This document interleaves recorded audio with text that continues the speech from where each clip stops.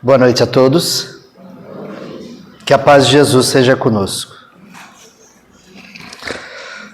O médico inglês Ronald Gibson começou uma conferência ao falar sobre conflito de gerações, citando 4 frases. Primeira, a nossa juventude adora o luxo, é mal educada, despreza a autoridade e não tem o menor respeito pelos mais velhos. Os nossos filhos hoje são verdadeiros tiranos. Eles não se levantam quando uma pessoa idosa entra, respondem aos pais e são simplesmente maus. Essa é a primeira. Segunda citação. Não tenho mais nenhuma esperança no futuro do nosso país se a juventude de hoje tomar o poder amanhã. Porque essa juventude é insuportável, desenfreada, simplesmente horrível. Terceiro item. O nosso mundo atingiu seu ponto crítico. Os filhos não ouvem mais os pais. O fim do mundo não pode estar muito longe. Essa foi bem positiva, né? Agora a última. Esta juventude está estragada até o fundo do coração. Os jovens são maus e preguiçosos. Eles nunca serão como a juventude de antigamente. A juventude de hoje não será capaz de manter a nossa cultura. Após ter lido as 4 citações, ele aguardou brevemente e verificou no rosto das pessoas uma sensação de satisfação, porque eram todos adultos que lá estavam e eles concordavam com as citações, que pareciam ser atualíssimas, né? Então agora é a hora de falar quem falou essas citações e de quando é. A primeira é de Sócrates, filósofo Sócrates, viveu entre 470 e 399 a.C. A segunda é de Hesíodo, que viveu no ano 720 a.C. A terceira é de um sacerdote do ano 2000 a.C. E a quarta estava escrita em um vaso de argila descoberto nas ruínas da Babilônia e tem mais de 4.000 anos de existência. Se eu não falasse quem é o responsável pelas citações, todo mundo acharia que é extremamente atual e que foi algum pedagogo, algum filósofo da atualidade que disse, não é? E não, tem coisa aqui de 4.000 anos de idade. Parece que foi dito ontem isso. Porque o conflito de gerações sempre existiu e sempre existirá. Porque como nós somos seres em construção, aquilo que nós hoje desprezamos é pelo qual nós passamos. Basta você entender como é a formação do ser humano, do espírito, do ser. Deus nos cria o espírito simples e ignorante, com o objetivo dele aperfeiçoar-se. Mas no seu início de criação, o espírito nem pode ser chamado de espírito. Para nós da doutrina espírita, no princípio, quando nós falamos que o espírito é criado simples e ignorante, porque se você pegar a letra seca da lei, se você pegar a letra seca do ensinamento dos espíritos, você fala simples e ignorante. O que é isso? É muito raso. É simples e ignorante, literalmente. É nada. Ele é criado como se fosse um vasilhame vazio, pronto a ser preenchido com conhecimento, com vivência, com sentimentos, com emoções. Então ele é criado do zero. E ele é chamado de princípio espiritual. Para que ele possa se desenvolver fisiologicamente, espiritualmente e moralmente, é necessário que ele atravesse todos os reinos da existência, todos os reinos da natureza, todos os reinos da natureza, atravessando desde os reinos mineral, vegetal, animal, até chegar no nominal onde nós estamos agora.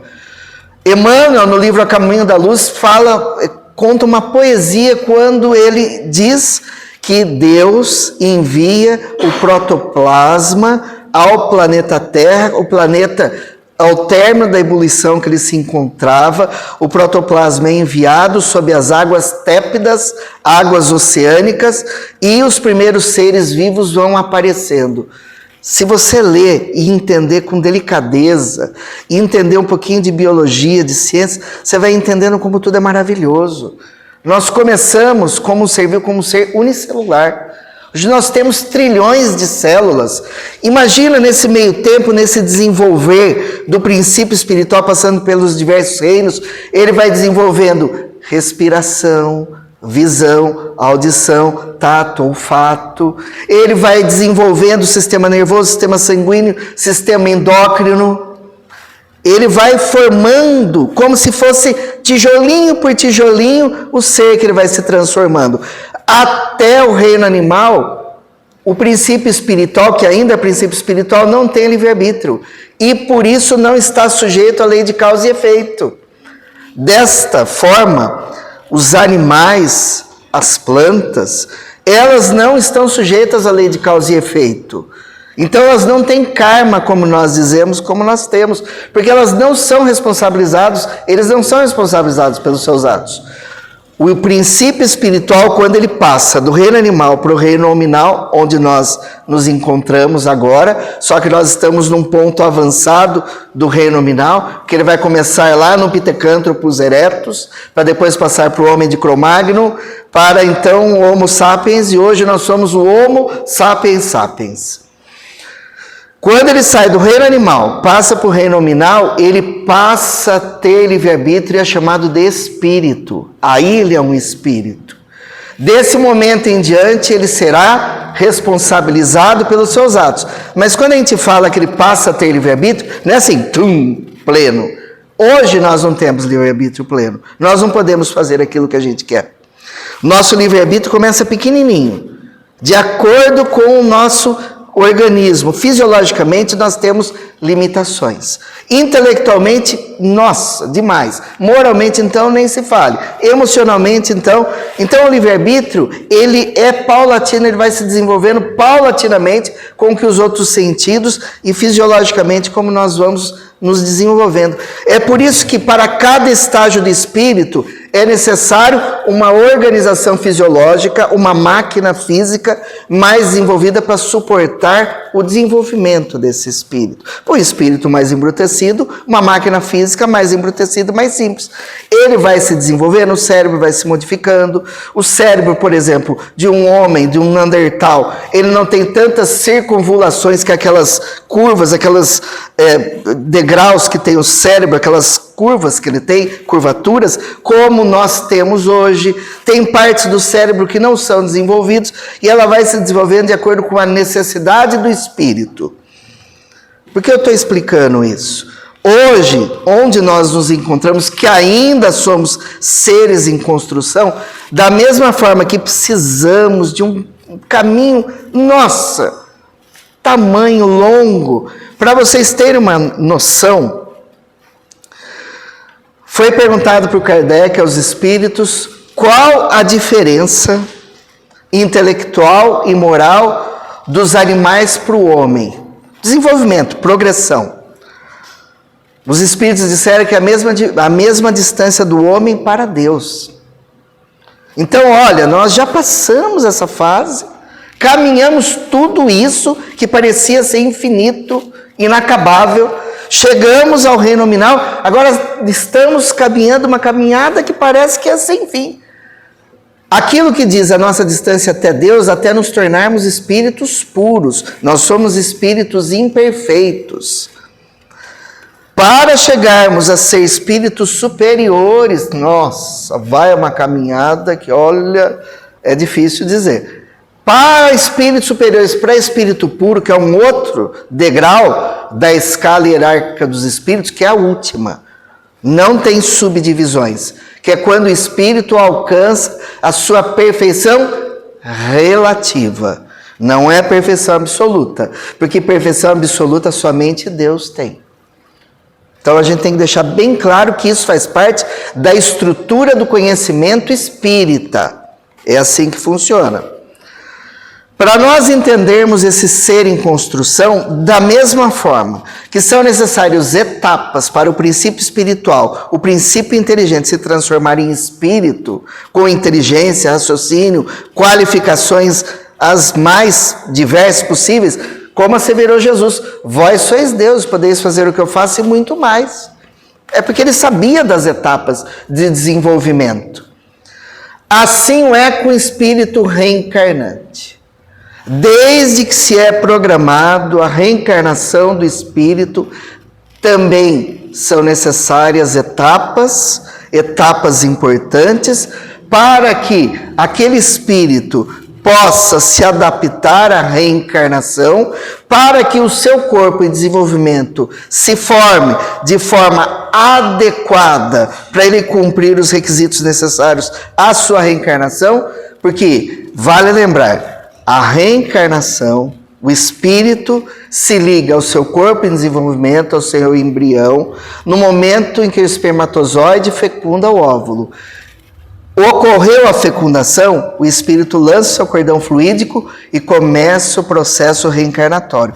É por isso que nós, espíritas cristãos, somos contrários a um aborto, mesmo que seja no começo, nas primeiras semanas. Porque ocorreu a fecundação, o espírito já vai estar ligado ao corpo, ele já é um ser vivo. Então, qualquer interrupção na gravidez, desde o momento da concepção, já é um aborto e é um assassinato aos olhos dos espíritas. É por isso que a gente tem que estudar a doutrina espírita sem achismos, para a gente ter convicção de nossas decisões, para a gente ter argumentação e não ter falas vazias.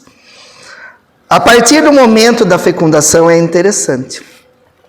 Porque quando o espermatozoide vai fecundar o óvulo, os espermatozoides são vários, são milhares para varar o óvulo e ocorrer a fecundação. Não é lançado um, são vários. Só um vence essa corrida. Só um vence. E por que isso acontece? Porque enquanto é lançado esses milhões de espermatozoides para varar o óvulo, porque depois que um deles vence a corrida, vara o óvulo, ele forma uma carapaça que nenhum mais ultrapassa e os outros morrem. Porque entre aqueles milhares, o espírito, se tiver elevação espiritual, se tiver grandeza espiritual, se não tiver, os seus mentores espirituais, os guias responsáveis pela reencarnação, vão decidir pelo melhor, mais adequadas características do espírito reencarnante, para que vença a corrida. Então não é à toa, fortuita que a coisa acontece, para que então, fecundando o óvulo, possa o embrião carregar as características do espírito que irá reencarnar. E vejam só, se o espírito for um espírito superior, geneticamente, ele só vai ter as características genéticas dos pais cerca de 30%. 70% será o que ele trará da sua vida, da sua progressão. O seu perispírito, que é o modelo organizador biológico, vai ser determinante para formar e determinar 70% da genética do corpo futuro. 70%. Se ele for um espírito inferior, que não tenha ainda domínio sobre o processo reencarnatório, geneticamente ele terá os caracteres dos seus pais em cerca de 70%. Somente 30% será herdado do seu modelo organizador biológico, que é o perispírito ou corpo espiritual. Então a gente já começa a entender como que é a formação do ser em desenvolvimento. Porque poderíamos colocar uma camiseta escritos, estamos em obras, estaria ótimo, mas poderia durar essa camiseta para sempre, até nos tornarmos espíritos perfeitos, espíritos puros, porque nós estamos em obras.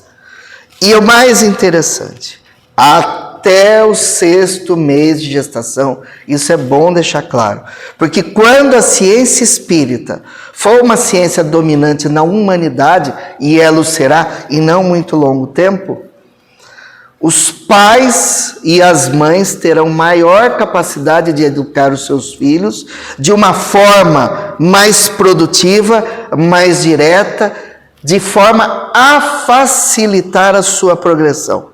Porque hoje pais e mães não sabem nada até que a criança nasça. E mesmo ela nascendo, demoram anos para conseguir entender aquele espírito que lá nasceu. Os primeiros meses, então, tomam um couro. Dizem que filho vem sem manual. É verdade. Por mais que você esteja preparado, Ave Maria, é complicado. Mas a ciência espírita, ela nos facilita a vida. Porque sabedores de que os 6 primeiros meses de gestação daquela criança, aquele espírito está consciente. Enquanto o seu corpinho vai se desenvolvendo, ele tem consciência de tudo que acontece, de todas as circunstâncias e de todas as intenções de pais e mães. Se ele é odiado, se ele é amado, se ele é querido, se ele é detestado, se fizeram todos os esforços para que ele cresça, se desenvolva, sobreviva e venha à tona na reencarnação, ou se não fizeram esforço nenhum, ou se fizeram todos os esforços para abortá-lo, ou se não fizeram esforço nenhum e desprezaram aquele momento, aquele mandato de Deus, porque ser pai e mãe é um mandato divino.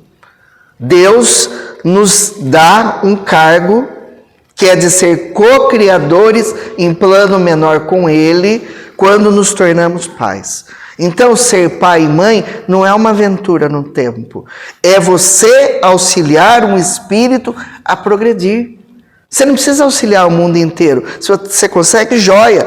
Mas o primeiro ser a ser auxiliado a progredir é aquele que veio de você. Porque ele tem uma ligação anterior. E a sua tarefa eminente é ele. Os outros, você vai por consequência, mas a tarefa eminente é ele. E tem muitos pais que fazem de tudo para os outros e esquecem os filhos. Fazem totalmente do contrário, esquecidos que a primeira escola do mundo é o lar.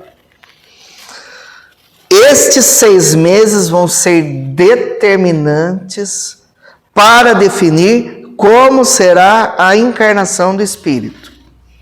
Por mais que ele tenha dívidas, por mais que ele tenha problemas, por mais que ele traga expiações de outras existências, durante a gestação, os pais podem educar aquele espírito.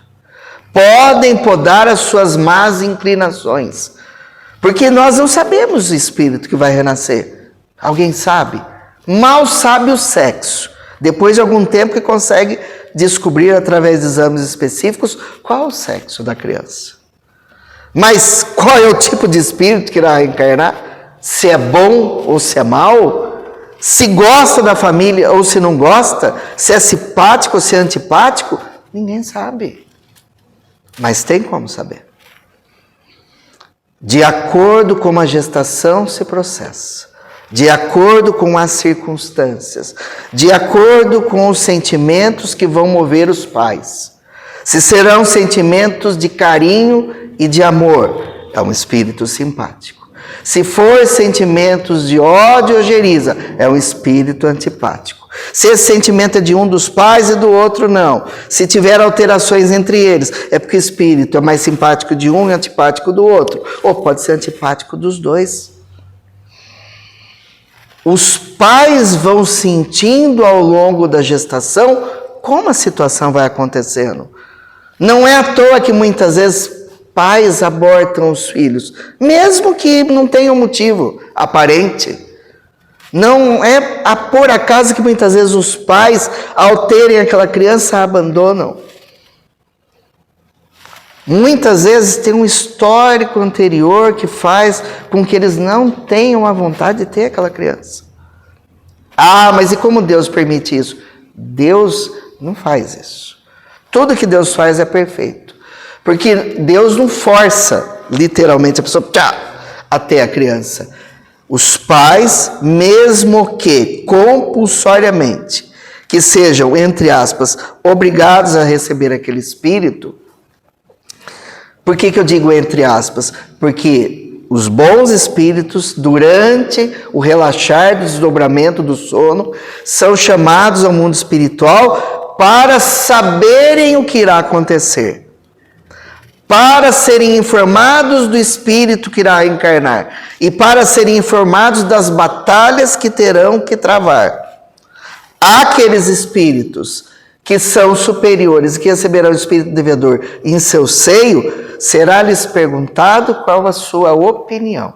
Aos espíritos atrasados e que têm muitas tarefas a expiar, Não será lhes perguntado, será apenas lhe comunicado a decisão da espiritualidade para a reparação de pais e para a reparação daquele filho ou daquela filha que irá reencarnar. Mas todos espiritualmente têm consciência do que irá acontecer e das dificuldades ou não que irão passar. Eles são preparados para aquele fenômeno meses antes do processo da concepção. Só que, quando nós voltamos à carne, muitas coisas ficam no subconsciente, não ficam no consciente. A pessoa esquece.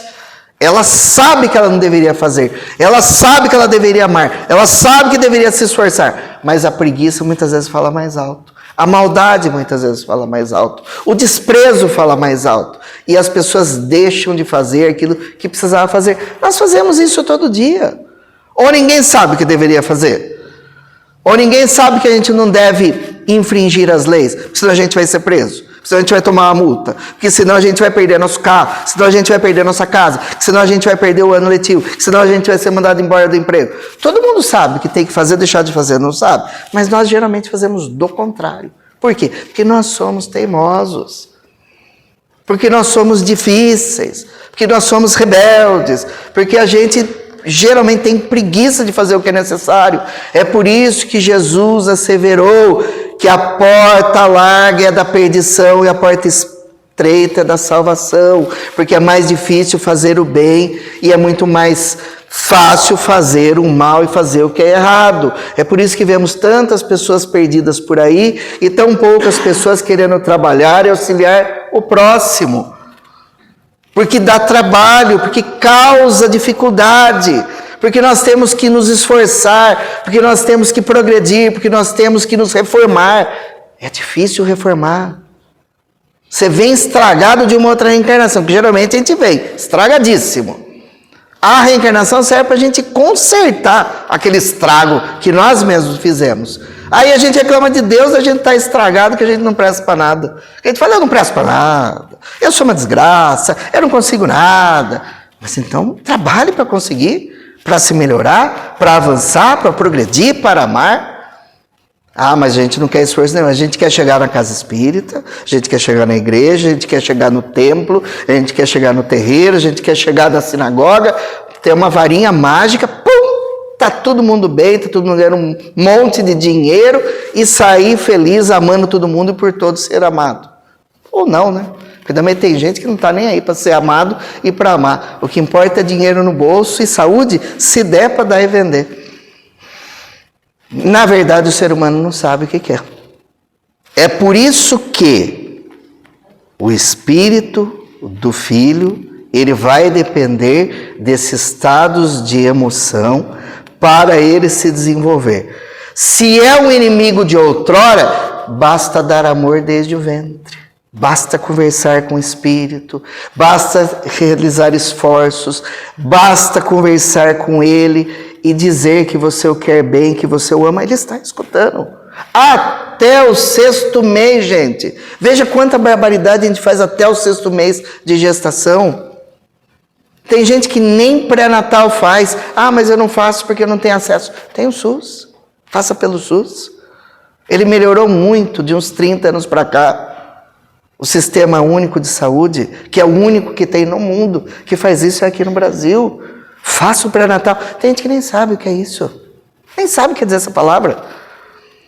De se prevenir para aquela criança vir à tona de uma forma equilibrada. Junto com o pré-natal, as mães e os pais são orientados como lidar com a criança, logo nos seus primeiros anos de vida.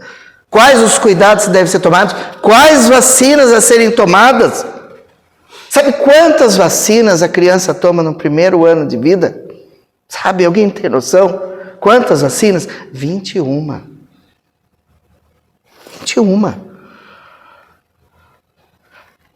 Depois de uma certa época no nosso país, parou-se de dar vacina nas crianças, por ignorância, por tolice, por negação.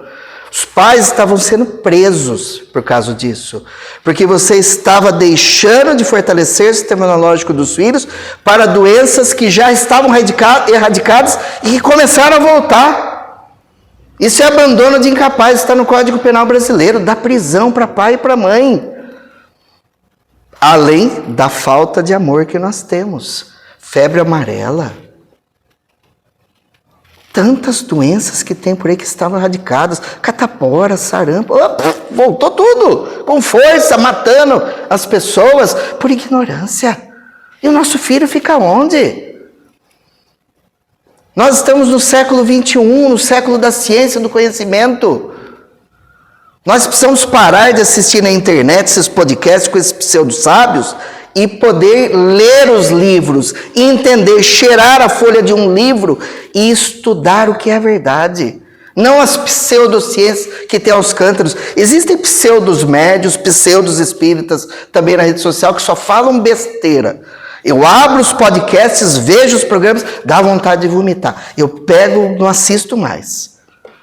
Porque eu vejo que a pessoa lê 2, 3 livros da doutrina espírita, assiste 3, 4 palestras, já é entendida do assunto. Olha, já deve ter lido todas as 5, 6, 7 obras básicas, já deve ter lido 12 anos de revista espírita e já deve ter lido as obras complementares também.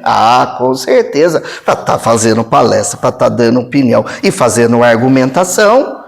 E quando você vê, nem sabe o que quer dizer reencarnação. Por isso, é muito sério ter filhos. É muito sério o seu desenvolvimento e o segmento da vida. É uma responsabilidade tamanha. Se é um espírito inimigo e você soube amá-lo, ele reencarnará sem um ódio com você.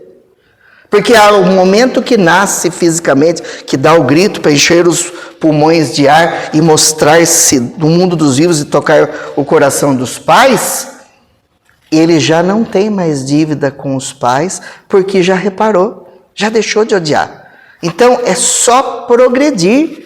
Agora tem pai e mãe que não sabe disso, vai fazer o quê? Vai esperar nascer, ter 2, 3, 4, 5 anos, ter entendimento, para começar a reparar a falta alheia, para depois deixar o espírito progredir. Aí já perdeu quantos anos? 10 anos. Quando poderia ganhar esses 10 anos para a progressão. É por isso que muitas crianças, as crianças amadas, queridas, que foram feitos todos os esforços durante a gestação para que elas nascessem, elas crescem seguras, felizes, prontas para encarar o mundo, para aceitá-lo e para pelo mundo ser aceitas. Serão aquelas crianças seguras, firmes, bem intencionadas, que socialmente são boas, que se alimentam sem muita dificuldade, que tratam bem aos pais, porque houve um trabalho anterior. Agora as crianças que foram odiadas, preteridas, que não fizeram esforço nenhum pelo seu nascimento e que elas foram desprezadas, elas renascerão com fobias, com insegurança, socialmente deturpadas, terão dificuldade na assimilação, terão dificuldade de se relacionar com as outras crianças e mesmo com adultos, terão medo de tudo, desenvolverão transtornos gravíssimos, são as chamadas crianças, que nós vemos por aí. E junta com pais ausentes, dá o quê? Dá o que a gente vê por aí, não é? Erros e equívocos de todos os lados que poderiam ser contornados, sabe com o quê? Com amor. Porque a instrução com amor chama-se educação. A instrução sem amor chama-se má educação. Esse é o problema. Porque não basta dar o conhecimento intelectual se não tiver a moralidade por detrás. Entre os nazistas da época que mataram só judeus, 6 milhões, sem contar negros, ciganos, comunistas, mormons e etc., que eles detestavam, porque geralmente esses países, esses fascistas, todo mundo é inimigo, eles detestam todo mundo. Entre eles, não tinha nenhum ignorante. Tinham engenheiros, médicos, arquitetos, cientistas, físicos, químicos, tinha pessoas excepcionais, mas que utilizavam sua inteligência para fazer o mal. Então você não basta ter educação, você tem que ter uma boa educação. Aí a criança deixa de ser criança, porque daí na hora de se tornar adolescente, não vira aborrecente. Porque também é um outro processo e uma outra escalada. Porque da etapa em que ele reencarnou, criança, até ele se tornar adolescente, esse período foi um presente que Deus aos pais dizendo, toma, molde o seu filho. Porque durante esse período, o espírito ainda não se reencontrou como individualidade. Ele ainda não buscou o seu subconsciente, ainda não é ele mesmo. Ele não consegue ter acesso às recordações do seu eu anterior. O seu subconsciente ainda é meio abafado. Então, é uma pedra bruta a ser moldada. E muito facilmente moldada. Tanto é que mais os nossos exemplos do que as nossas palavras moldam os nossos filhos. Porque o que acontece? Nesse meio tempo, existe uma glândula dentro do nosso corpo, do nosso cérebro especificamente, no meio dele chamada glândula pineal, que ela tem o tamanho de um grão de feijão, mas que ela é responsável pelo funcionamento do nosso corpo inteiro e da nossa ligação com o mundo espiritual. Os médicos e cientistas até o ano de 1958 achavam que essa glândula ela funcionava com veemência, com vitalidade, com força até o princípio da adolescência. Quando chegava a adolescência, ela perdia a força, cristalizava e parava de funcionar e dava espaço para que as glândulas reprodutoras a substituíssem. E diziam, segundo eles, que essa glândula era responsável por frear os instintos sexuais na criança. Muito que bem. Nesse meio tempo, até Lerner conseguir separar, definir e entender o efeito da melatonina dessa glândula pineal, ou epífise, como está na obra de Missionários da Luz de 1945. Essa obra é excepcional. Em 1945, o instrutor Alexandre dá uma aula sobre a glândula pineal, dizendo que é totalmente do contrário do que a ciência imaginava. Que ela funciona vagarosamente até a adolescência, vagarosamente, produzindo forças, energias de força. Que eles não tinham a terminologia ainda de melatonina. Não se tinha essa terminologia, porque eles nem sabiam para que servia a glândula pineal direito. Então essas energias, força que elas produziam, elas bloqueavam a forma do espírito ter uma reminiscência do seu passado, da sua existência anterior. Que é isso que faz com que os espíritos não lembrem da sua existência anterior. A ação da glândula pineal e da melatonina. Nesse período ela funciona vagarosamente, mas ao chegar na adolescência, ela começa a funcionar com vigor, com força. E aquilo que o pessoal achava que ela cristalizava e perdia o seu sentido, não é assim. Foi descoberto que o Dr. Sérgio Felipe pegou uma glândula pineal e cortou no meio, médico da USP Espírita, e descobriu que forma-se em todos nós, assim com todos, cristais de apatita dentro dessa glândula pineal. Veja que eu estou mostrando a mão aqui, mas ela tem esse tamanho. Imagina o trabalho minucioso para descobrir isso. E que esses cristais de apatita funcionam como o Wi-Fi do espírito. Ou seja, é como se fosse uma antena de celular para captar o mundo espiritual, e no fenômeno mediúnico é através desses cristais de apatita que capta o que o espírito transmite e decodifica em linguagem humana para que eu possa psicografar, para que eu possa pintar, para que eu possa falar no fenômeno de incorporação ou psicofonia, para que eu possa ver, para que eu possa escutar. Então, além de ser responsável pelo funcionamento do meu corpo, por trazer uma reminiscência de quem eu sou, sexualmente, mesmo de minhas experiências, e por me dar a possibilidade de desenvolver os demais glândulas do nosso corpo, que é o chamado sistema endócrino, esta glândula faz com que o espírito volte a ser ele mesmo na adolescência. Por isso que ele começa a ficar complicado. Aquilo que nós vemos de nossos filhos na adolescência, que a gente fala que é aborrecência, é o espírito falando, cheguei de fato, esse sou eu.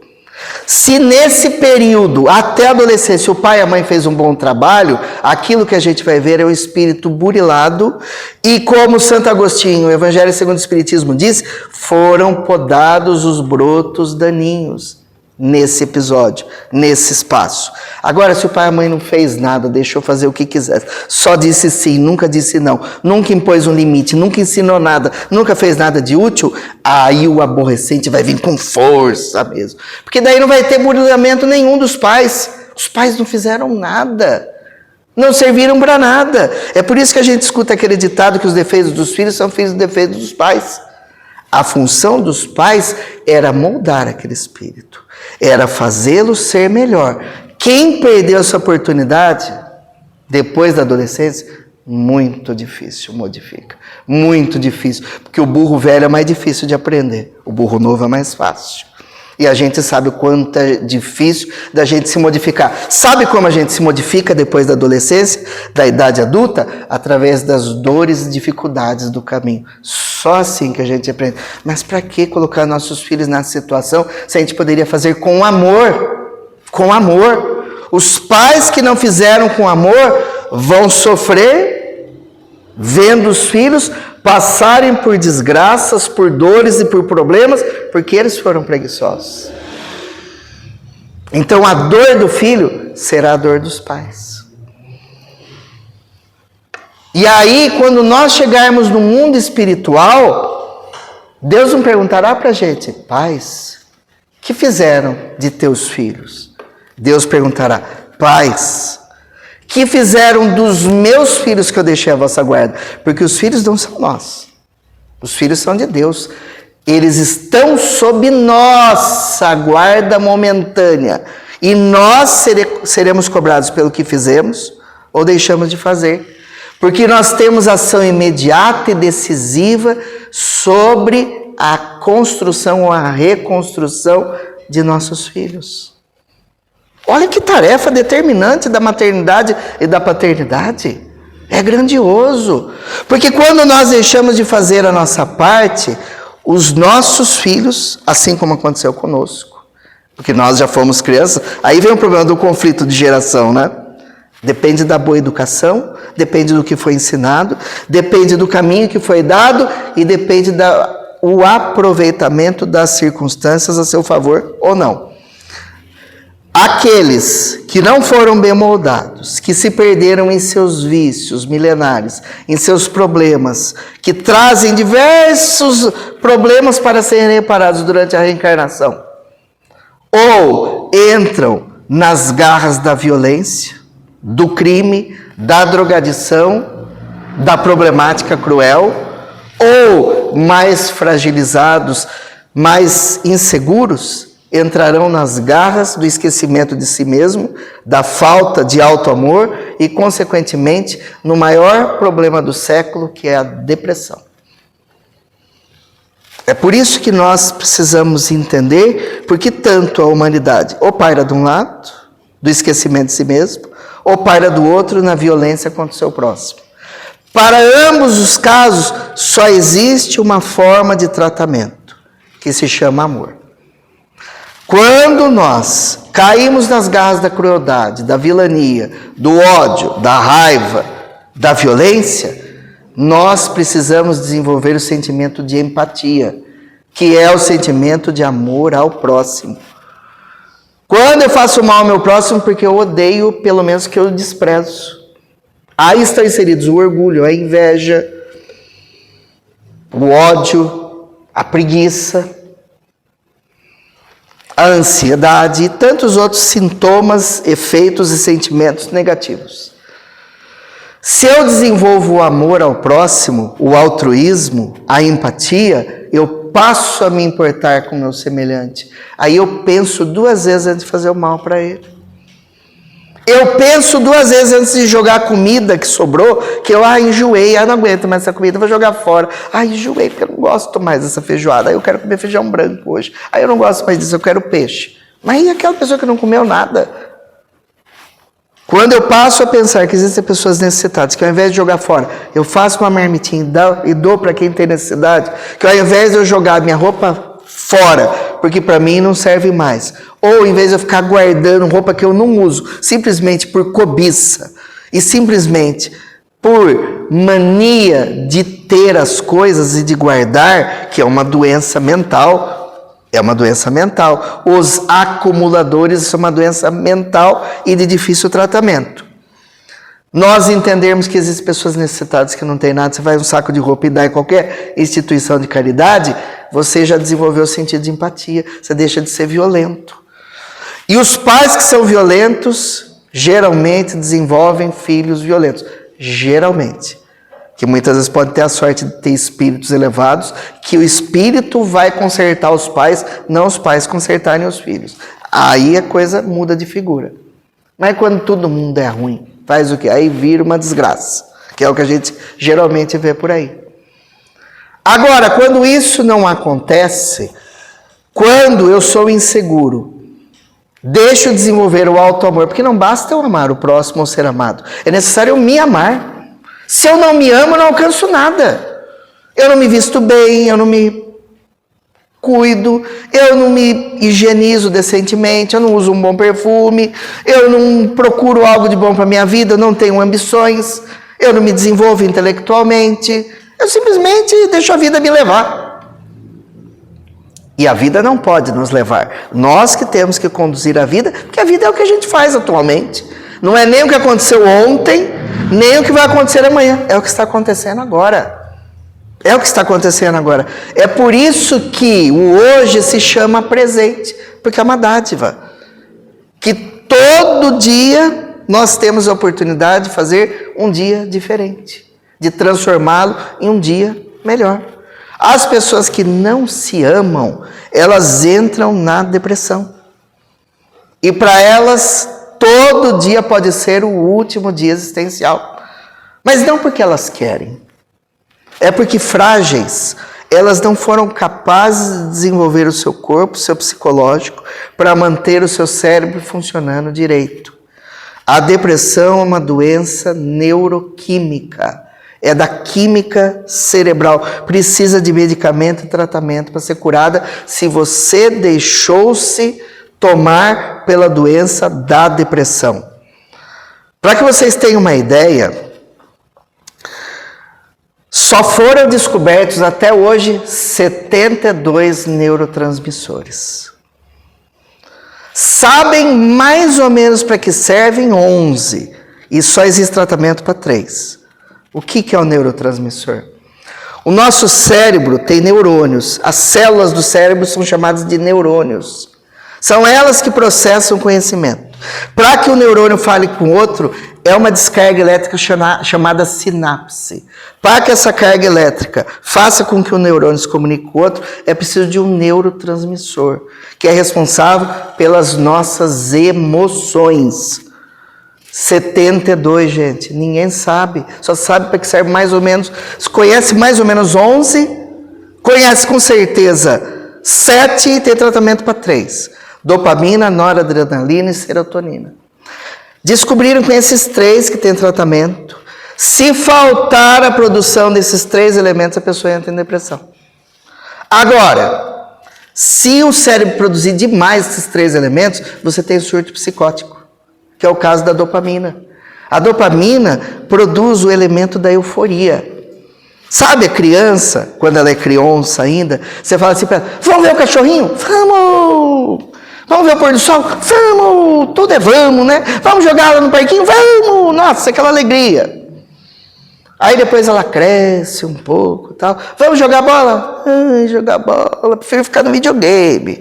Vamos ver o cachorrinho? Que cachorrinho, prefiro ficar dormindo. Vamos ver o pôr do sol? Que pôr do sol, quero sair, curtir. Que é a aborrecência, e a gente acha ruim, é porque até os 8, 9 anos, a criança tem o dobro de neurônios que um adulto tem. Só que assim como uma árvore é necessário podar a sua copa para que ela cresça com galhos mais fortes, se desenvolva e produza bons frutos, é realizada uma poda neural. E é podado metade desses neurônios. Automaticamente, a criança deixa de produzir a dopamina e perde a euforia. Por isso que nada ela quer. O adolescente parece estar morrendo, né? Parece que não quer fazer nada sempre, por causa da poda neural e da baixa produção de dopamina. Olha como é importante. Agora, imagina uma pessoa que deixa de produzir dopamina. Vamos sair? Hoje eu não quero. Vamos jantar fora? Não, quero ficar em casa, estou com preguiça. Vamos correr? Não, está muito cedo. Nada quer fazer, não tem gente que é assim, nada quer fazer. Talvez a pessoa esteja depressiva, ela não sabe. Não está produzindo dopamina. Diferente daquela pessoa que sai, de repente dá uma louca, começa a quebrar tudo e mata outro, e sai correndo e começa a ter ato sexual, vai de prostíbulo em prostíbulo, uma noite inteira foi nos 10, porque produziu dopamina demais, provocou-se euforia. Aí o que acontece? Ao invés de tomar um medicamento para aumentar a produção de dopamina, você tem que tomar um medicamento para diminuir. Porque senão a pessoa vai ter surto psicótico, vai fazer um monte de bobagem. Tem um monte de pessoa que nessa situação perde todo o dinheiro, toda herança, tudo.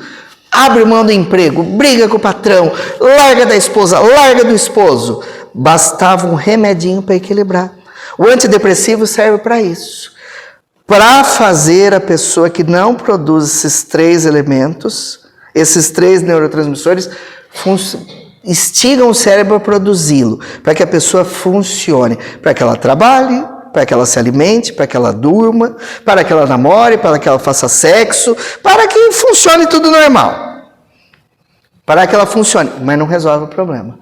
Não adianta a pessoa fazer tratamento de depressão só tomando remédio 30, 40 anos. Eu conheço um monte de gente que toma antidepressivo faz 40 anos, nunca está curado, deixa de tomar uma semana para você ver. Ou tem surto psicótico, a pessoa fica presa no leito de uma cama morrendo.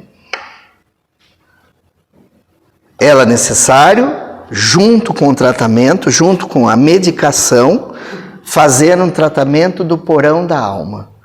Tratar o que foi quebrado durante a sua existência. E, se é necessário, descobrir o que foi quebrado na existência anterior. Não na casa espírita. Com terapeutas especializados em regressão intrauterina, para descobrir se algo foi quebrado durante a gestação, em regressão de vidas passadas, se algo foi quebrado em outras existências, ou um terapeuta comum para saber o que foi quebrado desde sua infância até estágio adulto. Que a pessoa jogou por debaixo do tapete, porque a gente joga os problemas debaixo do tapete e acha que não vão nos afetar. Mas chega uma fase da vida que eles nos afetam e nos impedem de seguir adiante. Porque a gente acha que a gente vai passar por tudo. Um mau tratamento dos nossos pais, uma fobia com um pai, com uma mãe, porque foi abusada, a menina ou menino, pelos pais, pelo tio, pelo avô, pelo namorado da mãe. A menina ou o menino e cresce com dificuldades de relacionamento, problemas sociais, um problema na escola, um bullying, uma dificuldade no joguinho de futebol, coisas diversas que vão acontecendo que a pessoa não vai tratando, ela vai deixando para lá. De repente ela vai ver, ela está em frangalhos. Então é necessário o tratamento. O espírito está em construção. Se deixa para lá, ele não constrói, paralisa a obra. Perde-se o cimento, perde-se o tijolo, a madeira fica cheia de cupim e você não consegue nem construir o telhado da casinha de desenvolvimento, que é o espírito. Qual a contribuição do espiritismo para isso? Conhecimento, libertador, aprofundador, dizendo-se que cada um é responsável pelo seu sucesso ou pelo seu insucesso. Que ninguém é responsável pela nossa felicidade a não ser nós mesmos. As pessoas podem colaborar, mas o responsável, o artífice do seu bem e do seu mal, é você mesmo. O Espiritismo nos ensina que nós não devemos buscar inimigos ou responsáveis pelos nossos males fora da gente. O maior inimigo que a gente tem a derrotar na nossa existência somos nós mesmos. Somos o homem ou a mulher velha de outrora que precisa ser despejado desse condomínio que é a nossa existência para fazer o homem ou a mulher nova aparecer. O ser, para ser integral, ele tem que conviver com ontem e se preparar para o amanhã trabalhando atualmente. A depressão, a violência, os transtornos, os surtos, para quem não sabe, o passe não é só um fenômeno místico. A terapia do passe é um fenômeno fluídico que trata o corpo, mas principalmente os neurônios. age diretamente sobre a química cerebral e uma quantidade de passos bem estipulada trata a depressão. Não que isso vai entrar no lugar do antidepressivo, não é isso. Mas tomando antidepressivo, fazendo tratamento, recebendo a terapêutica dos passos, a pessoa pode ser curada. E tem gente que não está nem aí, nem para palestra, nem para o passe. Muitas vezes o seu sofrimento é uma obsessão, é um fenômeno obsessivo. Aí faz o quê? Desobsessão. Mas para eu fazer a desobsessão, buscar a casa espírita, para que seja realizada a obsessão, que é realizada por espírito inferior que quer lhe prejudicar, muitas vezes inconscientemente até, é necessário você saber que a coisa não anda bem para você. Por isso que André Luiz nos ensina que os sinais de perigo que nos alertam contra o mal que está acontecendo é o seguinte: desânimo ao levantar-se. Vai ter um monte de gente que vai falar, então eu estou obsedado. Calma, tem mais coisas. Irritação ao contato com outra pessoa. Pessimismo em relação a tudo. Melindres e tristeza sem sentido. Você está triste? Porque eu não sei, mas eu estou triste. Calma. Tem que ter um objetivo. Insegurança e medos injustificáveis. Quando tudo isso juntar, cuidado. Pode não ser uma obsessão, mas pode ser uma influenciação espiritual negativa. É necessário irmos ao encontro de Deus, que a maioria de nós perdeu o endereço de Deus e o endereço de si mesmo. A maioria de nós acha que uma vinda semanal à casa espírita, e tem que levantar a mão para o céu quem ainda vem uma vez por semana à casa espírita. Mas não é suficiente. Para nós aprendermos tudo que a gente tem que aprender, para essa casinha velha que seja construída e vire um duplex, um triplex ou uma mansão, que nós estamos em construção, é necessário muito esforço, é necessário muito estudo, é necessário muito suor, muitas vezes muitas lágrimas para que isso aconteça. Não basta esperarmos que caia do céu, porque não vai cair do céu. É necessário que trabalhemos em nosso favor. Viktor Frankl, para vocês terem uma ideia, já estou finalizando a palestra para que não se cansem de mim. Viktor Frankl era um médico austríaco, judeu. Passou por 4 campos de concentração, gente. 4 campos de concentração. Perdeu a família inteira nos campos de concentração. Só que dentro do campo de concentração, ele mantinha a esperança de lá sair e poder ser feliz. Só que ele descobriu que existiam algumas pessoas que abandonavam a existência. Algumas pessoas faziam o quê? Quando elas não aguentavam mais a tortura no campo de concentração, as cercas eram eletrocutadas. Elas iam na direção da cerca e tomavam o choque para morrer, para não passar mais pela dificuldade. E tinha outras que lutavam com muito sofrimento para passar. E ele descobriu que todas as pessoas tinham um sentido, tinham um objetivo existencial.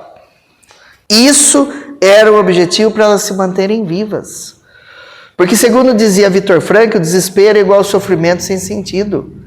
Muitas pessoas sofrem sem sentido, nem sabem que estão sofrendo, ou sofrem por nada, por melindre, por criancice, por imaturidade, por bobagem. Agora, se você sofre para que outras pessoas sobrevivam, para que outras pessoas melhorem, para que outras pessoas comam, para que o mundo melhore, para que o melhor aconteça, não é um sofrimento sem sentido. Tanto que no campo de concentração, em 9 dias, ele escreveu o livro Em Busca de Sentido, que daria um norte para ele criar a 4ª força da psiquiatria, que é a logoterapia. E ele buscava trazer esperança às pessoas necessitadas. Aí ele começou a dar aula em uma universidade importante da Europa e via que jovens ricos, inteligentes, bem afortunados, com uma família boa, se suicidavam por nada, por bobagem. Ele falou, preciso tratar. Eu tive no campo de concentração e lutei e não me matei, agora esses jovens por nada estão se matando. Então ele precisava entender o porquê. E ele verificou que os jovens não tinham sentido existencial. Que a maioria de nós, quando nós reclamamos da vida e buscamos fugir através das portas do fundo do suicídio, ou quando nós reclamamos diuturnamente contra tudo, é porque nós não buscamos um sentido existencial para a nossa vida. Nós parece que estamos de passagem pelo mundo. Estamos, mas a gente não pode fazer nada. A gente não pode trabalhar em favor do nosso próximo, nós não podemos trabalhar em favor de nós mesmos, nós não podemos fazer nada, desenvolver nada, ser importante na vida de alguém. Outro dia eu fui fazer uma palestra numa escola sobre violência doméstica, para mais de 200 crianças. Foi o público mais difícil que eu tive, muito mais que adulto, falar para criança. Porque eu tinha que fazer elas ficarem quietas e prestar atenção no que ia falar num tema desgraçado como esse. Ao término, eu conversando com a diretora e com a coordenadora, a gente conversando, batendo papo, tal, trocando ideia, a criançada jogando vôlei, de repente deram uma cortada, pá, ia dar na cara dela. Eu vim correndo, dá licença, peguei a bola no ar assim, porque senão eu ia derrubar ela. Uma atitude, um reflexo. Eu salvei a coitada, que ia levar um tombo aqui, do nada, um ato. Aquilo lá, não sei se foi tão importante quanto a palestra que eu fiz. Um ato de segundos. Quantas vezes nós temos oportunidade de fazer coisas assim na nossa vida, nós não fazemos. Ou porque a gente acha que a gente não consegue, ou porque a gente tem preguiça, ou porque a gente não está nem aí para o nosso próximo. Uma pessoa necessitada na rua, outra passando fome, um parente insuportável que a gente acha que não vai dar conta, um colega de serviço difícil, um serviço complicado, um curso, uma faculdade que a gente acha que a gente não vai passar, não vai conseguir e não vai crescer, não vai evoluir, porque a gente não se dá chance, a gente não se ama o suficiente e a gente não se dá a oportunidade de nos tornarmos integrais. Imagina quantas coisas nós poderíamos fazer se nós dessemos sentido à nossa existência. Se entendêssemos que aquilo que estamos fazendo hoje é trabalho para ser melhorado numa próxima existência e que nada é perdido. Porque se o que é mal a gente pode melhorar e reparar numa outra existência, imagine o que é bom que a gente pode fazer. Nada se perde. Tudo se transforma, já dizia o físico-químico, nesse sentido existencial. O amor, então, o amor que nós fizermos vai determinar o futuro de nossa vida. O amor que nós despendermos vai determinar o quanto seremos amados. E não é amar por amar, é fazer por sentimento genuíno, para nós marcarmos nossa presença na Terra e ao sairmos, termos mais pessoas que chorem pela nossa ausência do que estejam felizes dando graças a Deus que a gente partiu. Muito obrigado a todos. Que Deus os abençoe. Obrigado.